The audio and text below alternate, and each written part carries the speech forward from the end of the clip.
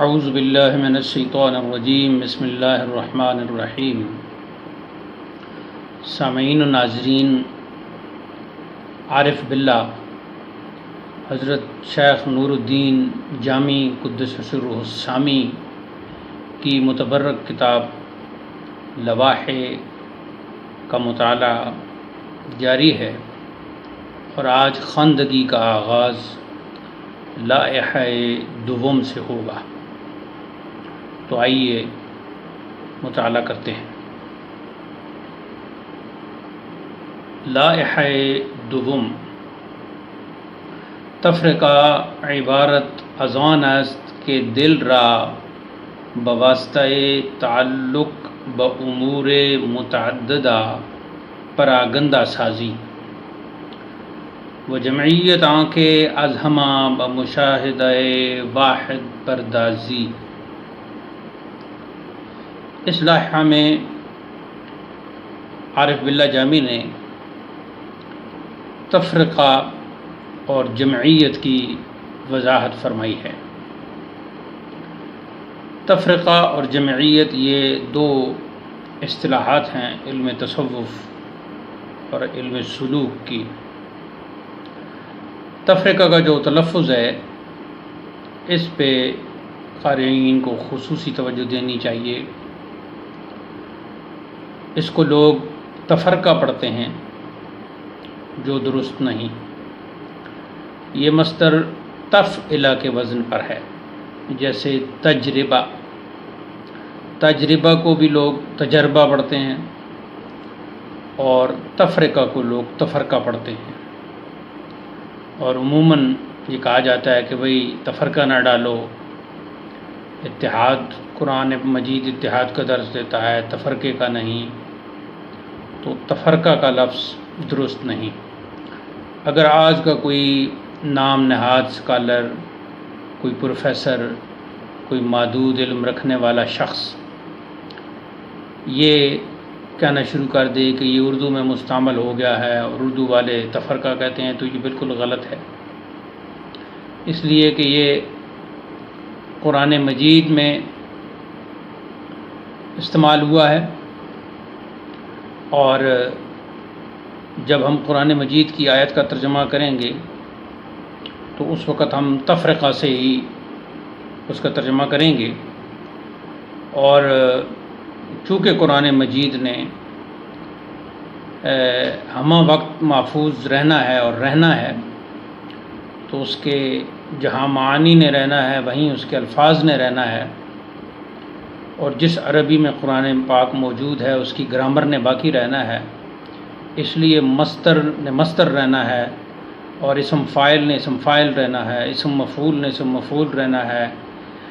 ایسے ہی دیگر جو الفاظ ہیں انہوں نے اپنے اپنے مقام پر رہنا ہے، لہٰذا کسی کے کہنے سے کسی مصدر کو تبدیل کرنا، خاص کر ایسے مصدر کو تبدیل کرنا جو اسی وقت اسی لمحے قرآن مجید میں استعمال ہو رہا ہے اور قرآن مجید کی گرامر کے مطابق وہ ایک خاص تلفظ کے ساتھ ہے، تو ہم اپنی جو زبان ہوگی، چاہے اردو ہو، فارسی ہو، اس کا انداز ترک کر دیں گے، اور قرآن مجید کی جو گرامر ہے، قرآن مجید کا جو تلفظ ہے جس نے ہمیشہ رہنا ہے، اسی کو ہی ہم اولیت دیں گے۔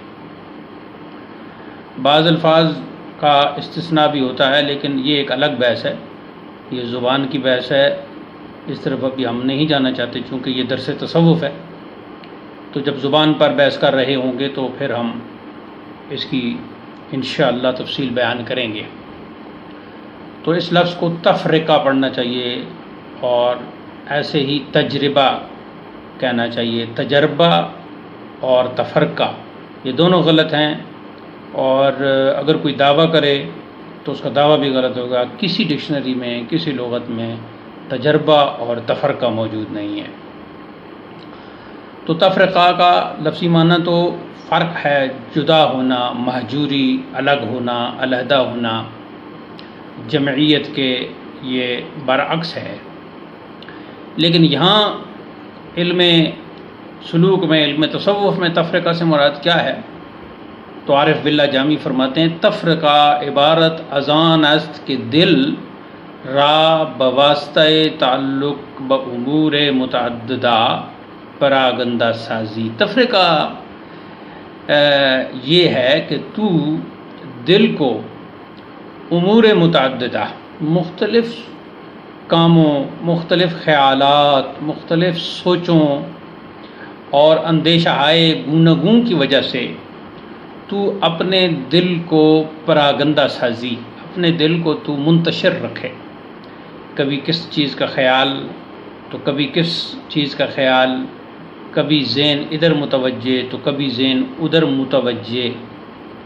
تو یہ پراگندگی اور یہ انتشار ذہنی، عدم یکسوئی، عدم اطمینان، یہ تفرقہ ہے. اور اس تفرقہ کی وجہ کیا ہے کہ امور متعددہ ذہن میں چل رہے ہیں. کبھی خیال ادھر جاتا ہے، معن دوسری طرف جاتا ہے، معن تیسری طرف جاتا ہے. تو یہ جو امور متعددہ ہیں ان کے ساتھ جو انسانی قلب کا، انسانی ذہن کا تعلق ہے، یہ تفرقہ کا باعث ہے. اور اس کے مقابلے میں جمعیت ہے. فرماتے ہیں وہ جمعیت آنکھ از ہمہ بمشاہدہ واحد پردازی. اور جمعیت یہ ہے کہ تو ہر چیز کے مقابلے میں یا ہر چیز کے ہوتے ہوئے بمشاہدہ واحد، ایک ذات کے مشاہدہ میں تو گم ہو جائے. ہر چیز تیرے سامنے بھی رہے لیکن اس کے باوجود تو اس کے ہوتے ہوئے بمشاہدہ واحد پردازی، کہ تو ایک ذات کے مشاہدہ میں گم ہو جائے. اس کے بعد فرماتے ہیں جمع گمان بردن کہ جمعیت در جمع اسباب است. سبحان اللہ. عبارت ایسی ہے مولانا جامی کی کہ اس میں جو اس کا جو ساؤنڈ ہے، جو صوتی آہنگ ہے، وہ بہت خوبصورت ہے. پہلا جمع جو ہے وہ اس کے ساتھ یا مجہول ہے، جمع یا نکرہ جسے کہتے ہیں، ایک گروہ. اور دوسرا در جمع اسباب وہ مرکب اضافی ہے. لیکن صوتی آہنگ دونوں کا چونکہ ملتا جلتا ہے تو اس میں ایک صنعت پیدا ہوتی ہے، صنعت کلام، جو کانوں کو بہت اچھی لگتی ہے، بھلی محسوس ہوتی ہے. جمع گمان بردن، ایک گروہ نے یہ گمان کیا، یہ سوچا، یہ خیال کیا کہ جمعیت در جمع اسباب است، کہ جمعیت جو ہے، اطمینان قلب جو ہے، وہ مال و اسباب جمع کرنے میں ہے. جتنا مال زیادہ ہوگا اتنا ہی جمعیت اور اطمینان حاصل ہوگا. جتنے اسباب اور ذرائع زیادہ ہوں گے اس قدر جمعیت، خاطر جمعی نصیب ہوگی، اس قدر اطمینان میسر ہوگا. تو جب اس گروہ نے یہ سوچا تو مولانا فرماتے ہیں در تفرقہ ابد مانن، تو وہ ہمیشہ کے تفرقہ میں پڑ گئے. ہمیشہ کا تفرقہ ہی پھر انہیں نصیب ہوا، ہمیشہ کا فرق، ہمیشہ کی مہجوری، ہمیشہ کی جدائی انہیں ملی. یعنی وہ مسلسل انتشار ذہنی کا شکار ہو گئے. اس لیے کہ ان کا یہ گمان درست نہیں تھا بلکہ غلط ثابت ہوا.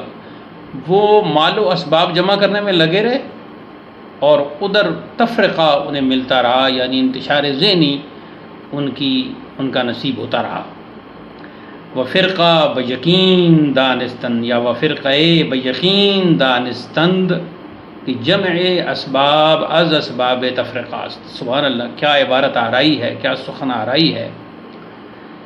اور ایک فرقہ نے، ایک گروہ نے بیقین دانستند، یقین کر لیا اس بات پر کہ جمع اسباب کے مختلف ذرائع کا اکٹھا کرنا، مختلف اسباب کا اکٹھا کرنا، مختلف مال و دولت کا جمع کرنا، از اسباب تفرقہ است، یہ تفرقہ کے اسباب میں سے ہے. کہ یہ مال و دولت جمع کرنا جو در اصل جمعیت کے لیے، خاطر جمعی کے لیے جمع کیا جا رہا ہے، یہ تو فی الحقیقت در اصل اسباب تفرقہ میں سے ہے. مہجوری اور فرق اور جدائی اور دوری اور پراگندگی ذہن اور انتشار ذہنی کا سبب ہے. پھر انہوں نے کیا کیا؟